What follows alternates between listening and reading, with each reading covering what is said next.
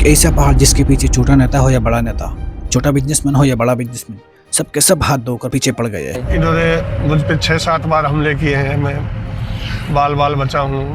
हम रहे ना रहे, ये इलाका अच्छा रहे। लेकिन क्या है इस अरावली के अंदर जो लोग इसके पीछे ऐसे हाथ धोकर पड़े हैं, और ऐसे कौन से बड़े नाम है जो इसके पीछे हो सकती है। The Aravalli Range, one of the world's oldest mountain range and North India's natural shield against desertification, is under threat. Aravalli एक ऐसा पहाड़ है जो 1.5 से 3 बिलियन साल पुराना है, जो गुजरात से शुरू होता है, फिर राजस्थान हरियाणा होते हुए दिल्ली तक पहुंचता है। वैसे तो इस पहाड़ की एवरेज हाइट 100 मीटर से 150 मीटर भी नहीं है, लेकिन अगर ये ना हो तो राजस्थान के सारे बड़े शहर जो अरावली का हिस्सा है, जैसे कोटा वगैरह, वो रेगिस्तान बन जाएंगे। इसके अलावा हरियाणा का बड़ा हिस्सा रेगिस्तान बन जाएगा, और यहाँ तक कि दिल्ली भी डिजर्ट बन जाएगा। और अगर आपको ये डिस्ट्रक्शन ज़्यादा लग रही है तो उत्तराखंड जैसी जगहों पर भी डिजर्ट स्टॉर्म देखने को मिलेंगे। और यहाँ तक भी डिस्ट्रक्शन नहीं रुकने वाला, हिमालय के ग्लेशियर्स तक पिघल जाएंगे। आसान भाषा में, अगर अरावली के साथ कुछ भी होता है तो अगले 10-15 सालों में पूरा का पूरा नॉर्थ इंडिया रहने लायक नहीं बचेगा। लेकिन इस अरावली में ऐसा क्या खास है जो इसको इतना इम्पोर्टेंट बनाता है? तो अरावली एक नेचुरल वॉल की तरह काम करता है, जो पश्चिम साइड से आ रहे रेगिस्तान को आगे बढ़ने से रोकती है। प्लस गर्मियों के मौसम में जब गर्म हवा वेस्ट साइड से नॉर्थ इंडिया की तरफ बढ़ रही होती है, तो ये अरावली है जो उस गर्म हवा को दिल्ली तक पहुँचने से रोकती है। तो ऐसे में अगर इस पहाड़ की हाइट कम कर दिया जाए या फिर इसके साथ कोई छेड़छाड़ हो, तो दिल्ली का टेम्परेचर गर्मी में ऑलरेडी 45 डिग्री चला जाता है। और इसके साथ छेड़छाड़ होने का मतलब है दिल्ली का एवरेज टेम्परेचर अगले 10-15 सालों में 50-55 डिग्री हो जाएगा। मतलब पूरी की पूरी दिल्ली केनिया हो जाएगी। तो आसान भाषा में अरावली एक नेचुरल एसी की तरह काम करता है पूरे के पूरे नॉर्थ इंडिया के लिए। इसके अलावा अरावली का सबसे इम्पोर्टेंट काम है ग्राउंड वाटर को रिजर्व करके रखना। जैसे कि आपको पता है, दिल्ली का ग्राउंड वाटर ऑलरेडी नीचे जा रहा है, और दिल्ली पूरी दुनिया में उन गिने चुने शहरों में से है जहाँ का ग्राउंड वाटर बहुत ही तेजी से नीचे जा रहा है। दिल्ली की हालत ऑलरेडी ख़राब है। यहाँ पर पीने को साफ पानी नहीं है। टैंकर के भरोसे आधी दिल्ली जिंदा रहती है, या फिर दिल्ली की सरकार के सप्लाई वाले पानी के भरोसे।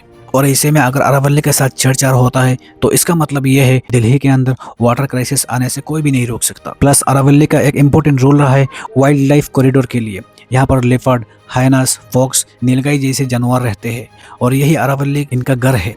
और अगर आप इसको हटाते हो, यहाँ पर इलीगल माइनिंग करते हो, तो इन जानवरों की विलुप्त होने के चांसेस भी है। बट अनफॉर्चुनेटली इतना इम्पोर्टेंट होते हुए भी इस पहाड़ के ऊपर नज़र पड़ चुकी है माइनिंग माफिया की, पॉलिटिशियन की, और यहाँ तक कि बड़े बड़े बिजनेसमैन तक का भी।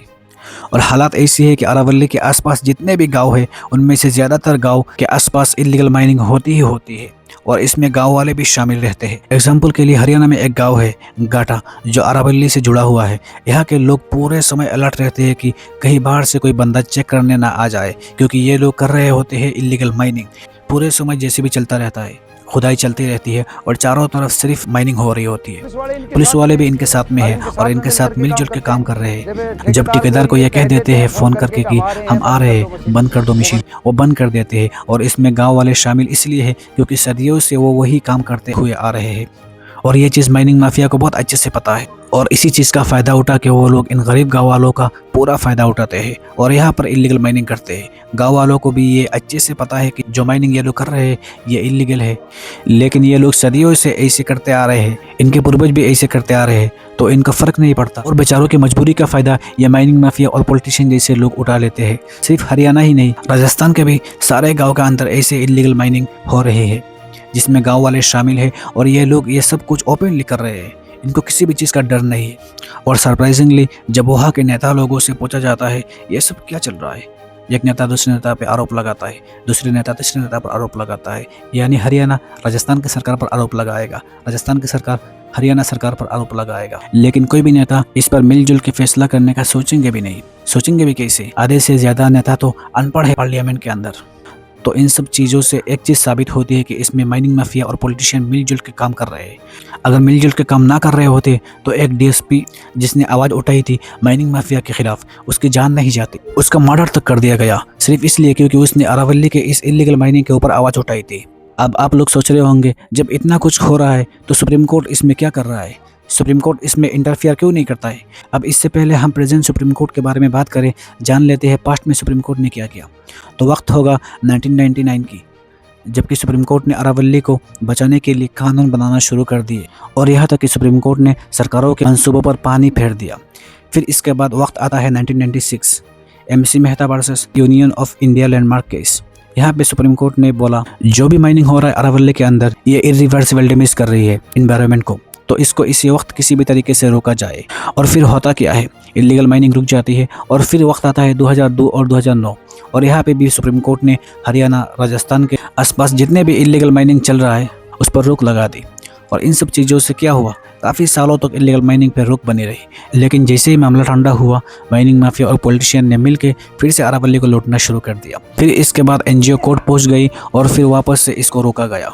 तो एक तरीके से देखा जाए तो supreme court versus mining mafia ये जो सिलसिला है ये चलता ही जा रहा है। सुप्रीम कोर्ट यहाँ पर रोक लगाती है, थोड़ी देर रोक लग जाती है, फिर इसके बाद जैसे ही मामला शांत होता है माइनिंग माफिया वापस से शुरू कर देती है चीज़ें।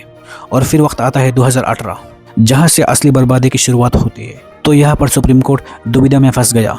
एक तरफ था एनवायरनमेंट और दूसरी तरफ था एक ऐसे लोग जिनका पूरा का पूरा लिवलीहुड सिर्फ इसी बात पर टिका हुआ है कि वो लोग माइनिंग करके पैसे कमाते हैं। तो सुप्रीम कोर्ट फिर इसमें बीच का फैसला लेती है।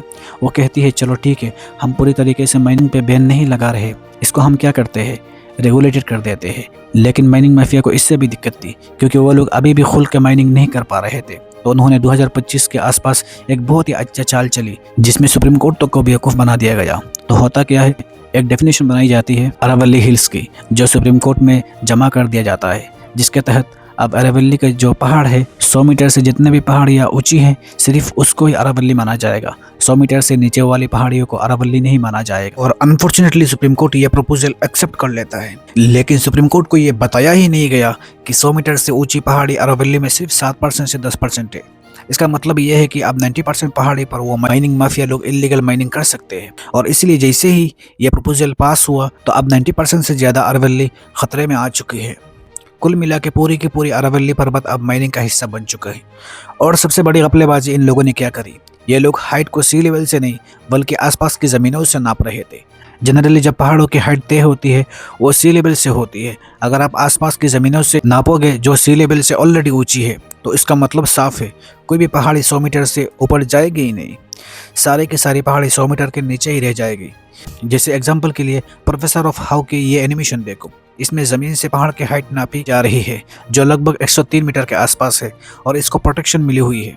लेकिन अगर किसी को भी इलीगल माइनिंग करनी है तो वो क्या करेगा, सिंपली ट्रक भर के मलबा लाएगा, वहाँ पे भरेगा और जैसे ही मलबा बढ़ेगा तो ज़मीन ऊंचा हो जाएगा तो पहाड़ की एवरेज हाइट 100 मीटर से कम हो जाएगी क्योंकि मलबा बढ़ चुका है। और इससे क्या होगा, फॉरेस्ट का जो भी सिक्योरिटी प्रपोजल है, जो भी इसको प्रोटेक्शन मिली हुई थी वो वहाँ से हट जाएगी और नेता लोग बड़े आराम से माइनिंग कर पाएंगे। अब देखो ये जो प्रपोजल 2025 में सुप्रीम कोर्ट में डाला गया है 2026 में ही बनाया गया था। लेकिन 2026 में जब इनिशियल रिपोर्ट्स बनाई गई थी तो उसमें 30 मीटर पहाड़ का जिक्र किया गया था। इसमें भी 40% अरावली खतरे में रहती थी क्योंकि उनका लालच थोड़ा बढ़ा और उसको 30 मीटर से बढ़ाकर 100 मीटर कर दिया। यानी कि 90% पहाड़ियों पर माइनिंग करना चाहते थे वो लोग। और अभी के टाइम पे सारे के सारे जो पॉलिटिकल लॉबी है, माइनिंग माफिया लॉबी है, वो एक्टिव हो चुकी है क्योंकि ये जो फैसला है ये उनके पक्ष में है। लेकिन एग्जैक्टली इन सब चीज़ों से फ़ायदा किन किन लोगों को हो रहा है, कौन है वो बड़े बड़े लोग? सबसे बड़ा फ़ायदा तो हो रहा है लोकल कॉन्ट्रैक्टर्स को जो सदियों से इलीगल माइनिंग करते आ रहे हैं। अब बस फ़र्क ये रहेगा कि अब वो लीगल माइनिंग करेंगे।